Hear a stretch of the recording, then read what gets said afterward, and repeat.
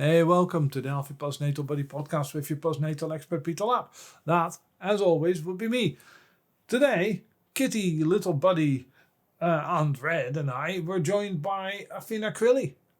Actually, I'm supposed to say the date first. Pete, pay attention, man. This is the podcast for the 13th of March, 2022. I obviously said it. I'm supposed to do it in this order. I'm supposed to say the date before the music, and then you go, he said the date before the music, so he has a guest on, right? That's how we go. But I already told you, I'm talking to Afina Crilly. And one of her cats about loud little Jake, about her recovery journey from anorexia as a young child with anorexia, how she recovered from it, what her experience was. Just spoke a bit about social media. We covered an awful lot of ground. Afina is a podcast host, an author, a content creator, and just all around extremely busy. So, I appreciate her giving a bit of time up. We had a great chat. We covered an awful lot of ground in half an hour. And I think you'll enjoy it. So without further ado, here we go.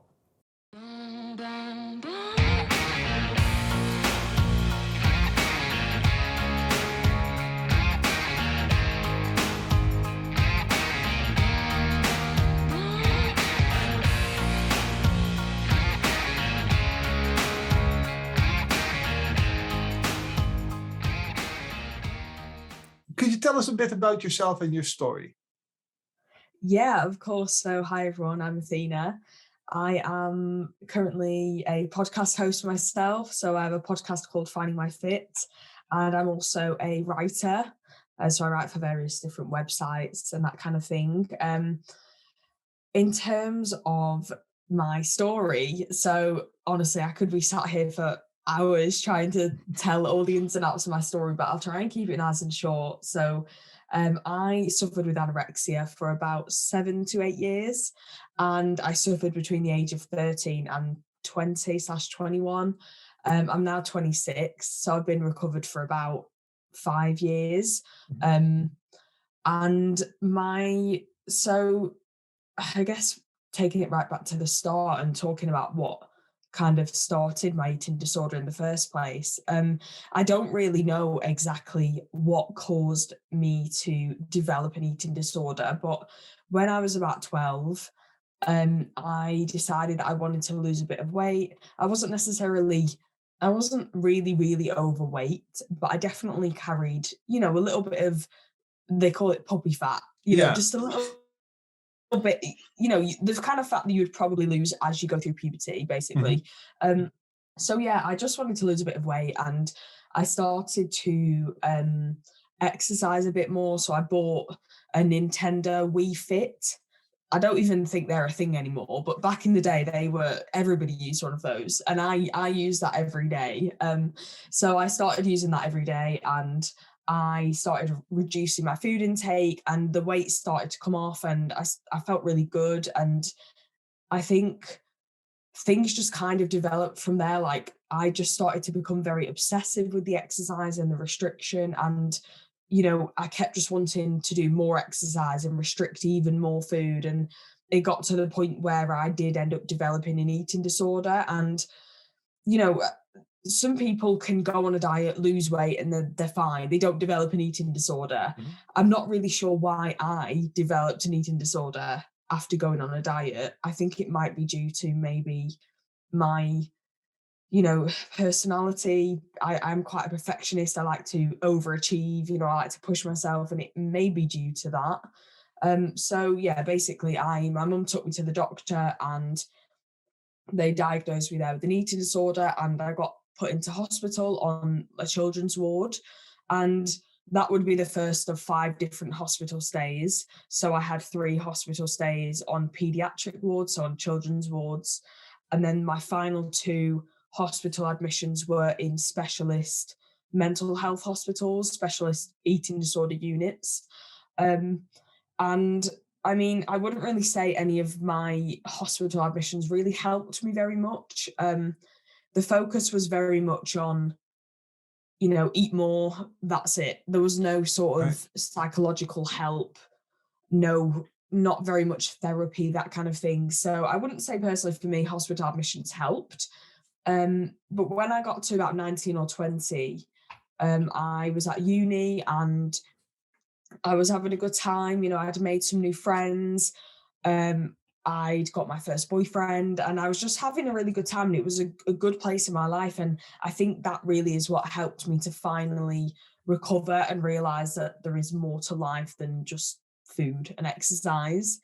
Um, so yeah, that's kind of a really, really brief summary. I've tried to keep it quite short. Um, but like I said, there's so much I could talk about in terms of this. But yeah, that's my story. No, that's really really interesting. Because first of all, when you mentioned the We Fit, because this is something that I do want to touch on just a little bit. The We Fit was very much at the time sold as a fitness thing, focusing on weight loss, wasn't it? As in, we had one because I'm, of a certain generation that I actually thought it was cool when I bought one as an adult. But I remember you designed your little avatar, and you had to put your height and your weight and all that sort of stuff into that thing. Yeah, yeah, you did. So was it every time? Did you do that like compulsively as well? That every time you logged onto the We Fit, you had a new weight. Or did you weigh yourself compulsively as well, or was that not part of what you were going through? So yeah, I think the Wii Fit did weigh you. I think it weighed you every time you went on there. So for me, Hmm. that would have been every day. For Yeah. me personally, I I have been weight was obviously very much like in my mind, Hmm. but I wasn't really someone to weigh myself every single day Right. because even at a young age, I knew that weight did fluctuate a bit based on like the day, the Hmm. amount of water you've eaten, the food you've eaten, that kind of thing. Sorry, the amount of water you've drank, the amount of food you've eaten. So I mean, I was very much obsessed with. I think for me, it was more. I was obsessed with over exercising and Right.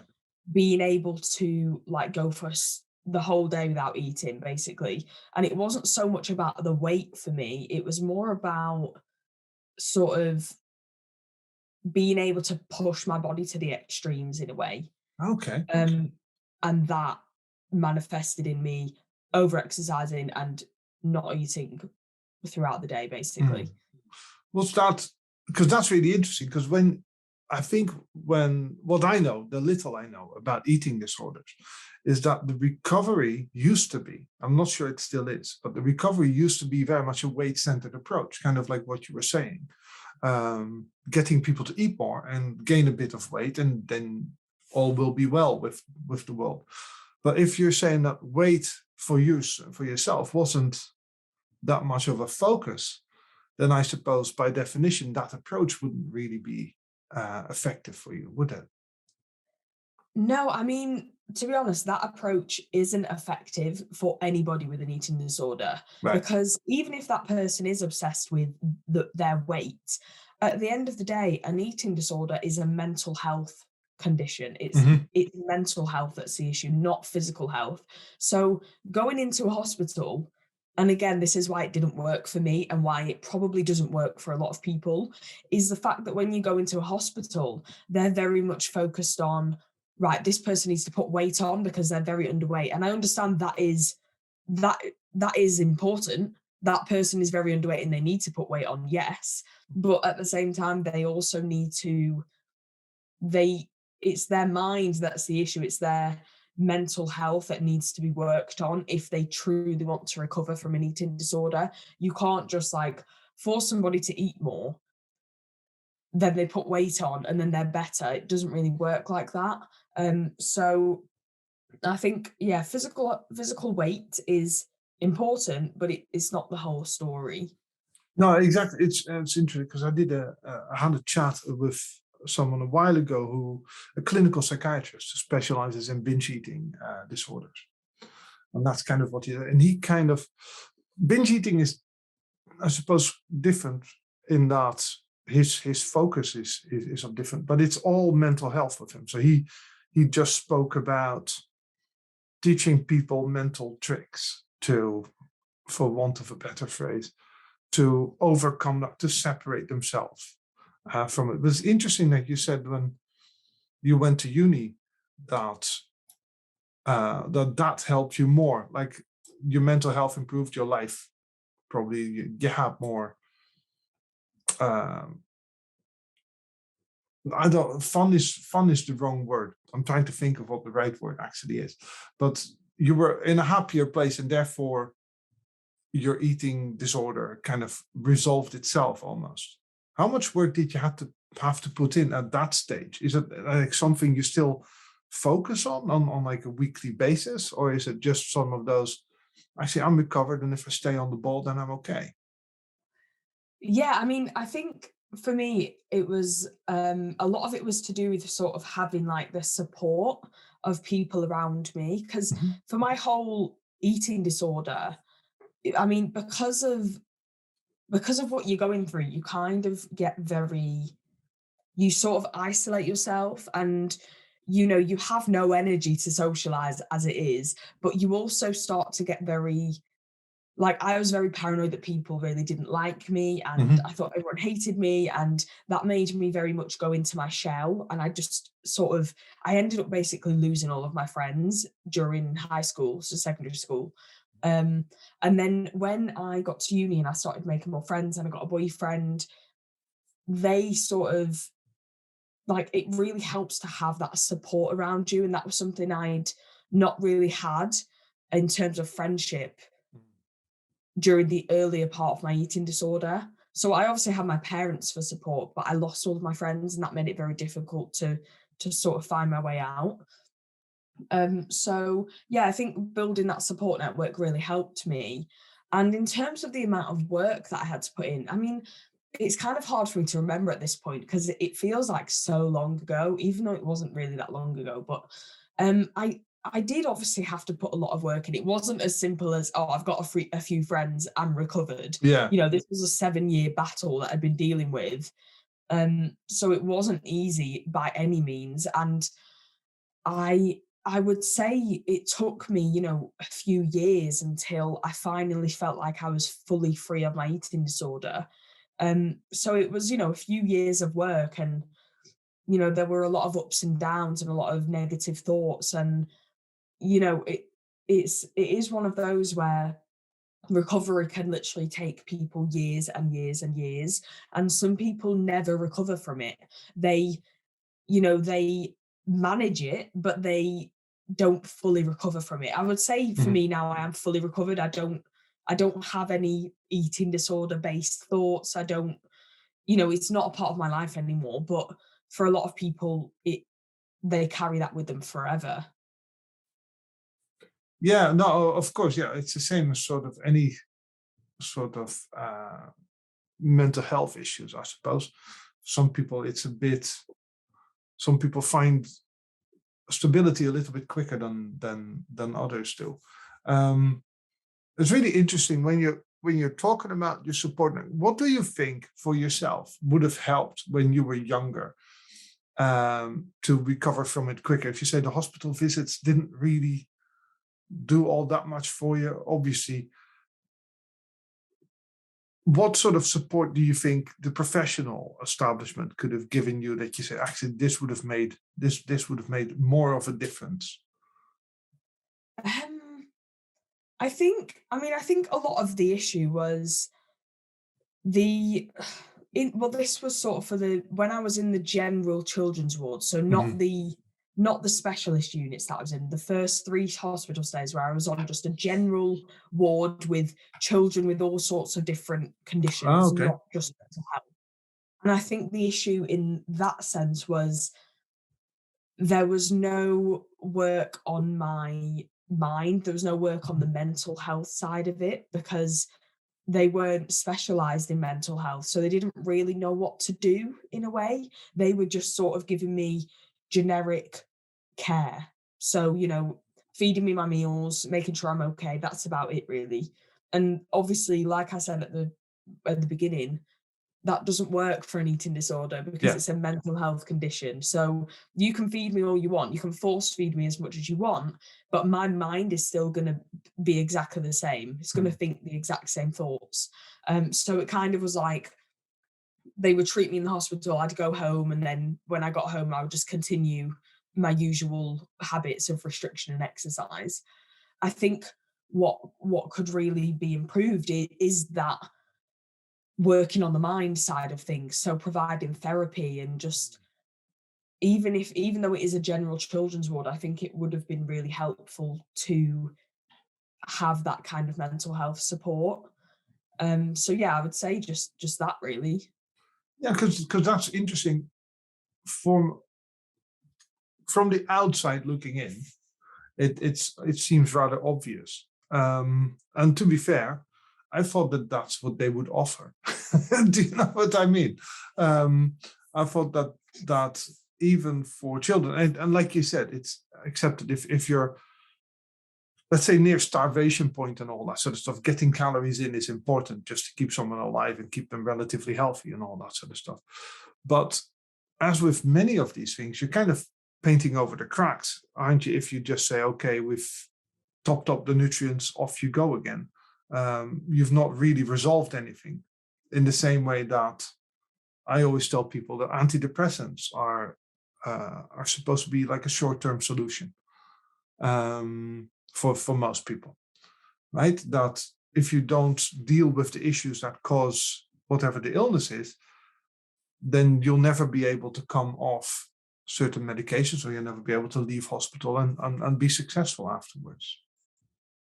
Yeah, exactly right. I think there's or as in the UK where I am, I'm not sure how it is elsewhere in the world, but there is very much I feel like healthcare still has a long way to go in terms of mental health. Mhm. Like you said, someone goes to the doctor and they say, "Oh, I'm feeling depressed." The first thing the doctor does is they give them some tablets. Yeah. And yeah, that might make that person not feel depressed, but it's masking the underlying problem. Mhm. And it's the same with eating disorders. You can put weight on so somebody physically looks healthy, but that doesn't mean that they are mentally healthy. And that is, I think, where that disconnect is. And I think that's where we could really improve as a general society on mental health treatment. Yeah, sure. No, exactly, absolutely. I mean, I think that's definitely true. So, what do you currently do, just with regards to a healthier lifestyle? And what made you actually, what what changes did you make in the earlier stages? So you were a junior, you had a better support network.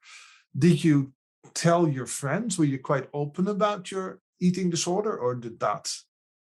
Because that's quite a ballsy move to make, so to speak, to tell people who you don't know that well yet that, listen, I've got a bit of an issue here. Yeah, so I've always been quite open with it, to be honest. Hmm. The the friends that I have now, so I have two best friends that I'm really, really close with, and I met them sort of towards the end of my eating disorder, but Yeah. at the same time, they still sort of saw me at very low points, Hmm. and I've always been very open about it. I don't mind speaking about anything that I went through, and even at the time, I was quite open with it. And I think it's always good to be open about what you're going through because if they truly care about you, that person will do everything they can to support you. And Sure. yeah, like it's something that I don't shy away from speaking about, and I never will because I feel like we can always speak more about these issues. And I feel like there is such a lack of awareness around what eating disorders actually are. Like people kind of just think that anorexia, for example, is just somebody who doesn't want to eat food. Hmm. There is so much more to it than that. It's not even about food really. It's about control, having control in your life. And the way anorexics control their lives is they control the food they eat and the exercise that they do. To summarize it really Yeah. shortly, and people don't understand that. They just think it's a case of, well, she just needs to eat more and then she'll be fine. And again, it goes back to what we were talking about in the hospitals. Oh, well, they just need to eat more and then they're recovered. and it really just doesn't work like that. So I've completely gone off topic there, but yeah, No, that's basically, great. yeah. That's great. Yeah, no, because sorry, because that is, yeah, that's kind of so. Do you for when you talk about living a healthier lifestyle and all that sort of stuff on your podcast and all that sort of stuff, I take it you include mental health massively in that. Yeah, I do. So I try to find like a balance on my podcast between sort of promoting a healthy lifestyle, but also talking about the importance of maintaining a healthy relationship with food and Mhm. exercise and just life in general, because there is a very fine line between, promoting a healthy lifestyle and also triggering some people that might have an eating disorder. So Sure. I try and like find a nice balance, and I really want to promote that recovery is possible and you can go on to lead a healthy lifestyle, and you can genuinely be interested in health and nutrition without it being obsessive or without it being disordered. Oh yeah, no, absolutely. I think that this is the fitness world has a tendency to go a little bit overboard sometimes. And I'm being very polite about the fitness world. There's very much a tendency to go, you know, eating well and eating healthy becomes clean eating. Everything just kind of escalates to a point of going slightly lower carb for some people's health reasons and insulin response and all that sort of stuff becomes Atkins and it becomes keto. Um, and it becomes magic, right? These are the only things that will work. You have to eat clean, or you have to do keto, or you have to buy XYZ shakes and all that sort of stuff. The fitness industry is quite bad for not pointing out to people that if you take care of everything a little bit and you eat relatively healthy, you sleep well enough and you exercise a little bit and all that sort of stuff, you will be fine. Yeah, exactly right. But I think nowadays I feel like disordered eating, so not eating Mhm. disorders, but Yeah. disordered eating in terms of like clean eating, tracking all of your calories. I think that is, sorry, you can hear my cat meow in the Yeah, that's background. okay. Where was I going with that? Yeah, I think all of that has been very much normalized. Mhm. So, somebody who's into the gym and is into fitness, they can track their calories obsessively and eat really, really clean food, and it's not seen as a problem. Mm. That is a problem. It's a problem to live your life by the numbers and, not be afraid to go and get a takeaway because you don't want to go over your calorie target. Like that is a problem. And you shouldn't really be living like that. Yes, I understand if you have a fitness goal, you might need to eat a certain way to, achieve that physique goal or that PR that you're trying to hit in the gym. I understand that. But at the same time, that shouldn't be the only thing in your life. And you should be able to have a bit of flexibility and, go for a takeaway with your friends if you want to. Yeah, and especially when you're talking about, I mean, I completely get it. If you're talking about physique goals or personal best and all that sort of stuff, then, but that's athletic training, isn't it? I mean, then you're talking about, I mean, if you're going to the Olympics, yeah, I mean, you kind of need to live that way. However, that is the top 0.01% of all people that go to any sort of gym. And as I always point out to people, top level athletes are never really healthy. They're always injured. There's always something wrong with them. They give everything up to achieve their goal. They miss weddings, they miss funerals, they miss birthdays, and all that sort of stuff. By far, most people um, don't need to be that restrictive and that compulsive or obsessive to achieve their fitness goals. Um, at least I don't think so. Just a very quick, do you think now with the rise of Instagram and all that sort of stuff, and we were talking a little bit about the Wii Fit and the avatar earlier on, do you think that Instagram and social media really have a detrimental effect with regards to the physical bodies they show, or do you think it is more to do with the kinds of people that is easier to connect to? What in terms of like these fitness influencers following a really like healthy lifestyle? Yeah, because a lot of like when you say disordered eating and all that sort of stuff, it's so easy to connect, and the algorithm connects you to other people that you already follow. So if you say, I'm going to restrict calories and I measure calories, and you follow someone who does that on Instagram, you get 5 or 6 or 7 more recommendations of people that live their life that way. Um, in the same way that intuitive eating and all that sort of stuff, if you follow health at every size people, then you get more recommendations in that direction. Do you think, is it the visualness of Instagram? Especially Instagram is a very visual medium, where everybody uses filters and all that sort of stuff, so you can never really live up to what other people look like? Or do you think it's more the echo chamber effect that social media has that creates a problem for people, not necessarily all the way towards anorexia, but more towards disordered eating? Yeah, I think social media plays a huge role in both disordered eating and eating disorders. And I think a lot of it, yeah, it is to do with like, you know, again, we've normalized this idea of tracking all of your food and your Mhm. calories. And a lot of these influencers, that's what they do. They track all of their food and they eat really, really healthy. And they're creating these Instagram worthy meals where it's their baked oats with fruit and nuts and whatever. And a lot of people don't have time to make that themselves, but they're seeing these influencers do that and they think, oh, well, right, I need to eat exactly like they do. I need to track all my calories like they do. And if I want to look like them, I need to follow everything that they do. And again, it's just perpetuating this idea of, we need to track everything. We need to eat really healthy if we actually want to be healthy. And that's just not the case.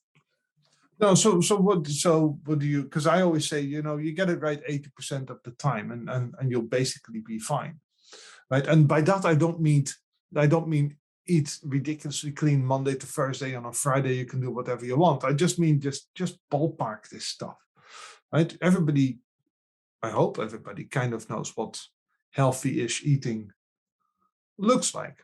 You eat your fruits, you eat your veggies, and all that sort of stuff. You balance your meals out a little bit, and you don't have to go to the gym 3, 4, 5 hours a day.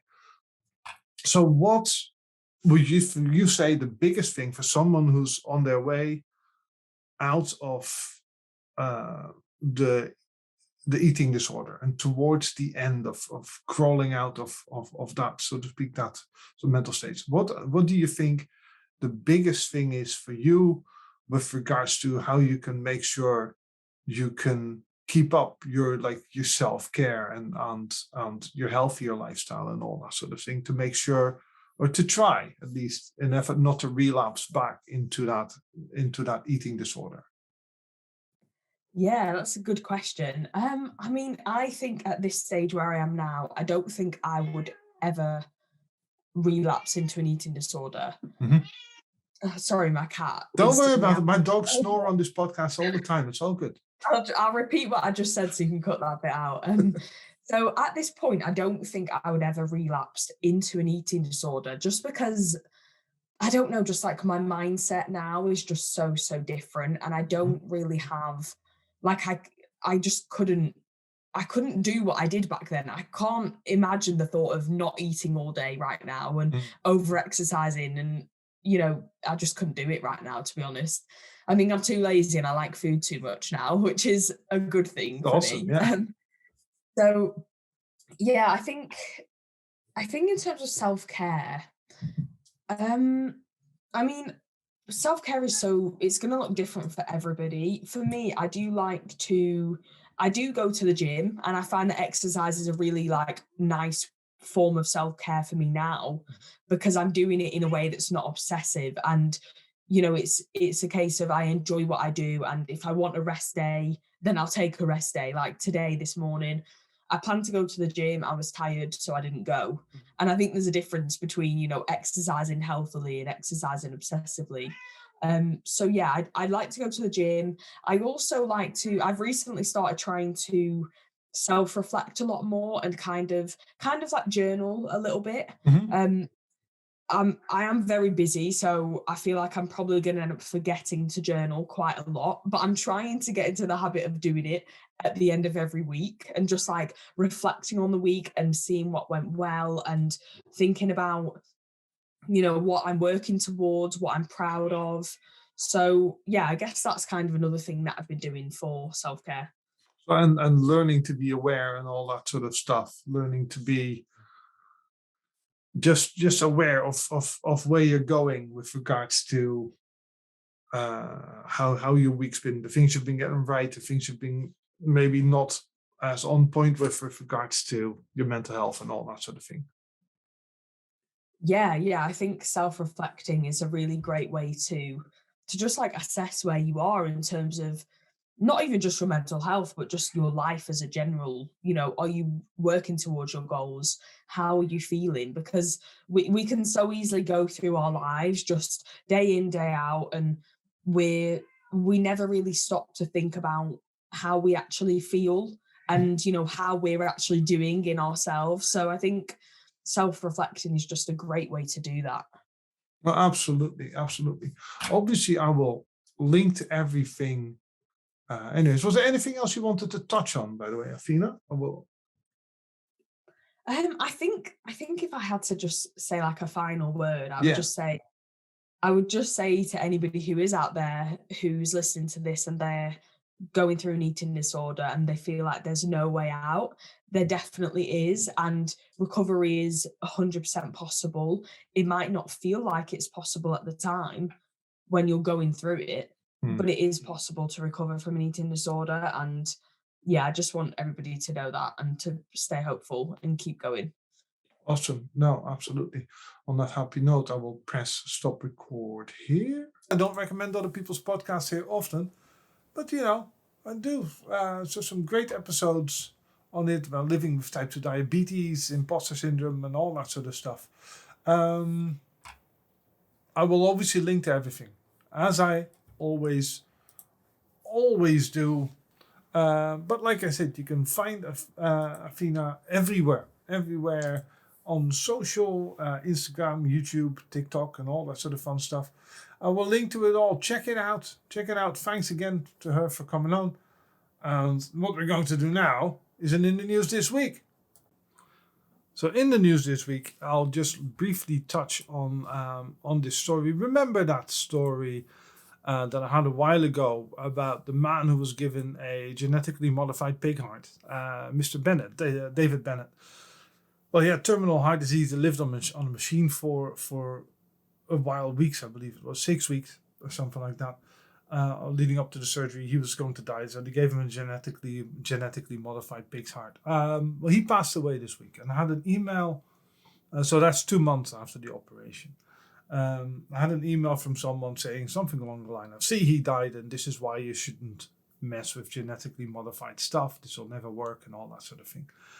Then they went into a little bit of a tangent on a little bit of a rant, if you will, about genetically modified food and all that sort of stuff. So I think this person was kind of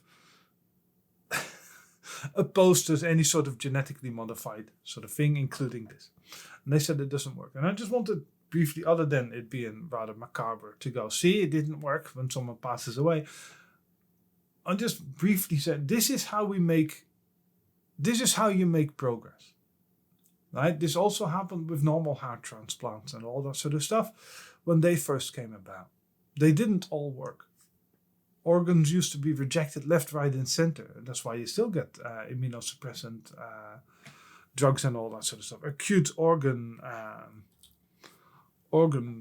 rejection, or whatever they call it, I believe that's the title for it, is remarkably common.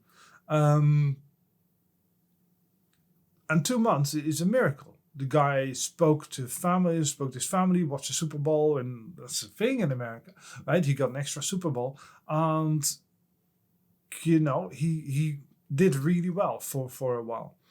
But this was still a very sick person. Obviously, this stuff is usually tried out on people who are remarkably sick, in the same way that the one person who was brain dead, that they gave a genetically modified pig's kidney to, right? This is how you try. And at first you try, you don't succeed, you try again. You make some tweaks and you try again. So this is still tremendous progress, is what I'm saying. And 10, 15 years from now, this will have been such a remarkable achievement. In the meantime, it's a shame it didn't take. But this is how, like I said, this is kind of how it works, right? You try something new, and if it then doesn't work, or is partially successful, let me put it that way, because it still lasts for 2 months, you make some tweaks and then you try again. Right? That is how it goes. This is the same when it goes for exercise. If you didn't get into an exercise routine first time, make some changes to make sure it'll work next time. If a diet failed first time, make some changes. Try something else, and try something that will be potentially more successful. Right? You assess what happened, and then you make the changes required. That is kind of all you have to do to be successful. That's how it works in medicine. This was how it works in science. This is how it works in exercise and with diet and in life in general. Right? The only time where you will not get results is if you say, well, I didn't try, I'm just going to quit forever now. Or it didn't work first time, but this time magically I'll try to do the same thing, but magically there will be a different result. Right? That is not how any of this stuff works.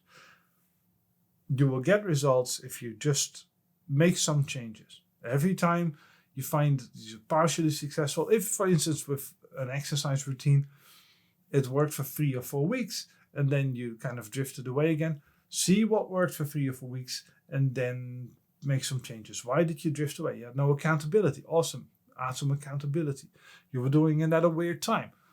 Awesome. Try a different time. Just find what works for you. That's all you need to do. Anyways, I have some top interviews coming up. It's a short podcast considering I had a guest on. I have some great interviews coming up. Some stress management ones. I have a couple of doctors coming on who have interesting ideas and interesting books, who are not shysters. And that's also that's a bit important to me, right? That I don't get the charlatans on, so to speak. So that'll be fun. Peter at healthypostnatalbody.com if you'd like to be a guest, if you've got any insights to share, or if you have any questions, right? That's what we do. That's what I do, right? You have an awesome week. Here's a new bit of music. And you take care of yourself. Bye now.